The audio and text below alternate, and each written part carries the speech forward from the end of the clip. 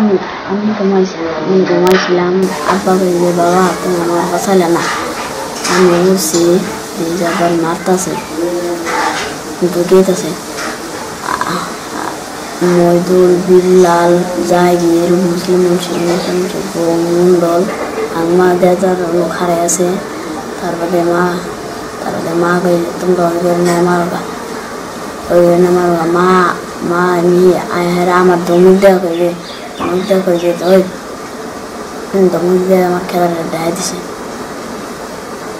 তুমি কি বুঝছো না আমার সামনে সৰু ল'ৰা তাৰ বয়স 10 বছৰ সি আই উইটনেছ সেয়ে তাক নি পেলাই মেজিষ্ট্ৰেটৰ ওচৰত আমি সাক্ষ্যদান লৈছোঁ আৰু ল'ৰাটো ধুনীয়াকৈ কৈছে কোনে কোনে তাৰ দেউতাকক মাৰিছে আৰু মাকে কি ভূমিকা লৈছে গোটেই তথ্যটো